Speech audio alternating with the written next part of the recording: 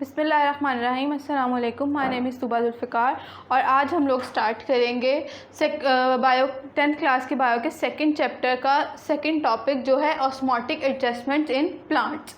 के प्लांट्स अपने बॉडी में ऑस्मोटिक एडजस्टमेंट्स किस तरह करते हैं। हम लोगों ने देखा था ऑस्मो रेगुलेशन, एक टर्म जो हम लोगों ने प्रीवियस लेक्चर में पढ़ी है। ऑस्मो रेगुलेशन क्या था कि बॉडी के अंदर वाटर और सॉल्ट की कंसनट्रेशन को मेंटेन करना। यहाँ पे हमारे पास सबसे पहले जो प्लांट्स की टाइप आती है वो है हाइड्रोफाइट्स। हाइड्रोफाइट्स ऐसे प्लांट्स होते हैं जो वाटर में रहते हैं, या वो कम्प्लीटली या पार्शली वाटर के अंदर सबमर्ज होंगे, यानी कि डूबे हुए होंगे, या बिल्कुल वाटर के अंदर होंगे, या पार्शली उनकी जो बॉडी होगी वो वाटर के अंदर होगी। उसके अलावा वो कहते हैं कि अब देखें, अब वाटर के अंदर जब एक प्लांट रह रहा है तो उसके अंदर ऑब्वियसली वाटर कंसनट्रेशन ज़्यादा होगी और सॉल्ट की कंसनट्रेशन कम होगी, और उस प्लांट की अल्टीमेट एफर्ट ये होगी, ट्राई ये होगी कि उसके अंदर से वाटर की जितनी भी अमाउंट है, एक्सेस अमाउंट है, वो रैपिडली रिमूव हो जाए। अब उसके लिए क्या होगा कि उस प्लांट की जो बॉडी है वो उसी तरह मॉडिफाई होगी कि उसके अंदर जो वाटर लॉस है वो ज़्यादा से ज़्यादा हो, ताकि बॉडी जो है प्लांट की वो अपने आप को मेंटेन कर सके। इसमें हमारे पास एग्जांपल जो आ रही होती है वो है वाटर लिली, हाइड्रिला और लोटस। ये ऐसे प्लांट्स हैं जो पार्शली या कम्प्लीटली वाटर के अंदर सबमर्ज होंगे। एक get rid of water by, किस तरह वो पानी जो है, एक्सेस वाटर जो है वो रिमूव हो सकता है बॉडी के अंदर से। एक तो उसके अंदर लार्ज लीव्स होंगे, जितनी ज़्यादा लीफ का सरफेस एरिया जितना ज़्यादा होगा उसके अंदर रेट ऑफ ट्रांसपायरेशन उतना ही ज़्यादा होगा, यानी कि जितना बड़ा लीफ होगा उसके ऊपर उतनी जल्दी जो वाटर वेपर्स हैं वो रिमूव हो रहे होंगे। और दूसरा न्यूमरस स्टोमेटा, यानी कि लीफ साइज़ बढ़ाने की वजह से एपिडर्मिस भी का सरफेस भी ज़्यादा होगी। एपिडर्मिस की सरफेस ज़्यादा होगी तो इट मीन्स के वहाँ पे स्टोमेटा भी ज़्यादा प्रेजेंट होंगे और वहाँ पे वाटर लॉस रैपिडली हो रहा होगा। तो इस तरह जो हाइड्रोफाइट्स हैं वो अपनी बॉडी के अंदर वाटर को मेंटेन करते हैं।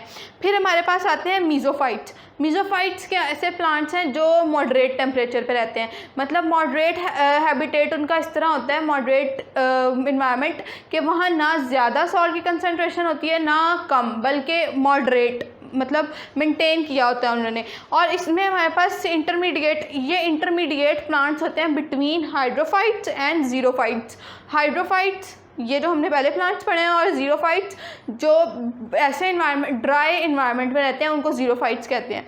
अब वो इसमें क्या होता है, इसके अंदर copiously develop for the absorption of water and opening and closing of stomata. जो नॉर्मल प्लांट्स के अंदर हो रहा होता है कि जब ज़रूरत पड़ती है स्टोमेटा ओपन हो जाते हैं और जब ज़रूरत नहीं होती स्टोमेटा क्लोज हो जाते हैं। तो गैसियस एक्सचेंज या वाटर रिमूवल जो है इनके अंदर एक इंटरमीडिएट लेवल पे हो रहा होता है, ना बहुत ज़्यादा और ना ही बहुत कम।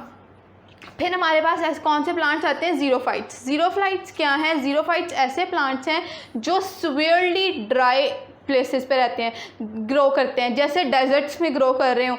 तो इनके अंदर क्या होता है, इनके जो लीव्स, अब ये ऐसे प्लांट्स हैं जो चाहते हैं कि इनके अंदर जो वाटर लॉस है वो कम से कम हो, क्योंकि पहले ही वाटर की एब्जॉर्प्शन बहुत कम हो रही है, और अगर इनके अंदर ऐसे ऑर्गन्स होंगे कि जिनसे वाटर रैपिडली लॉस हो तो ये इनके लिए हार्मफुल होगा। तो अल्लाह ताला ने इनकी बॉडी को किस तरह मॉडिफाई किया कि इनके जो लीव्स होंगे वो स्मॉल होने की वजह से ट्रांसपायरेशन रेट उतना ही कम होगा।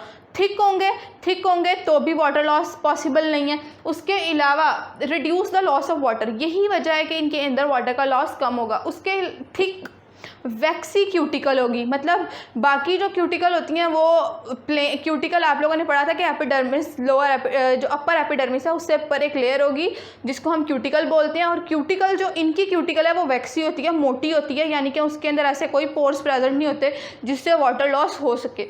इस मकसद ये है कि कम से कम वाटर लॉस करना है। उसके अलावा लेस नंबर ऑफ स्टोमेटा, जो स्टोमेटा हैं वो बहुत कम अमाउंट में प्रेजेंट होंगे ताकि वाटर लॉस कम हो। डीप रूट सिस्टम, अब इनको पानी चाहिए क्योंकि वह डेजर्ट में रह रहे हैं, ड्राई एरियाज में रह रहे हैं, तो इनके लिए इनका रूट सिस्टम जो है वो उसके लिए सॉइल से वाटर को एब्जॉर्ब करना मुश्किल है। इसीलिए डीप रूट सिस्टम होगा कि बहुत नीचे जहाँ पे वाटर की ज़रा सी भी अमाउंट प्रेजेंट होगी ये वहाँ से उस वाटर को एब्जॉर्ब कर लेंगे।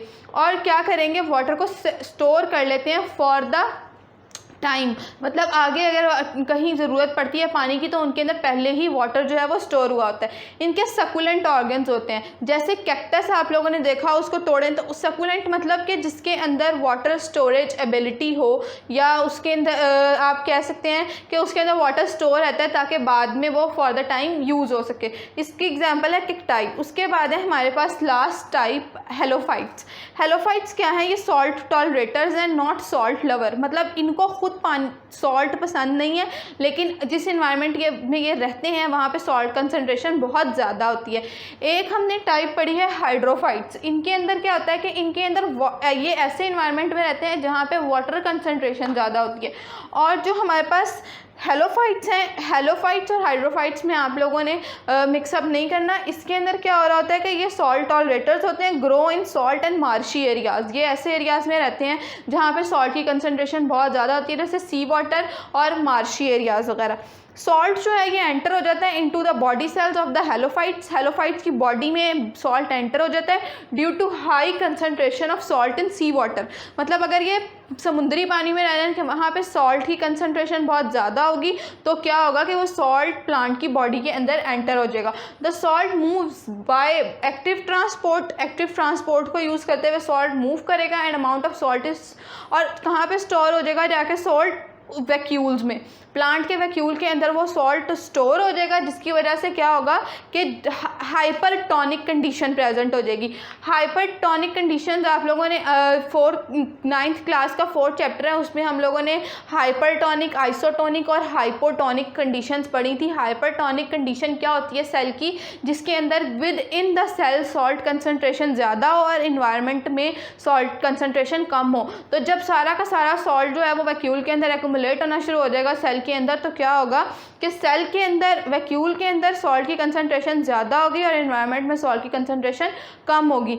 इस दूसरा आ जाता है water does not move out of the cell. इस तरह क्या होगा कि जब जहाँ पे सॉल्ट कंसनट्रेशन होगी वाटर उसी तरफ मूव करेगा। मतलब अगर ये हमारे पास सेल है और ये वैक्यूल है तो क्या हो रहा है कि यहाँ पे मैं कह रही हूँ कि इस वैक्यूल के अंदर सॉल्ट की कंसनट्रेशन ज़्यादा है, तो वाटर कहाँ मूव करता है?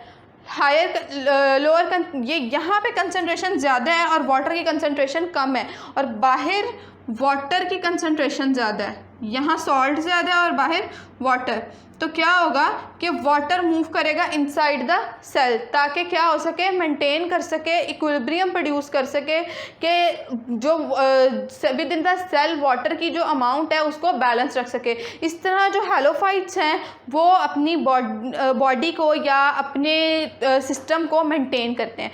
यहाँ तक हमारे पास ऑस्मोटिक रेगुलेशन इन प्लांट्स जो है एंड होता है। वीडियो को लाइक करें, चैनल को सब्सक्राइब करें, बेल आइकन को प्रेस करें, और अगर कोई भी क्वेश्चन समझ ना आए तो कमेंट बॉक्स में कमेंट करें। Thank you.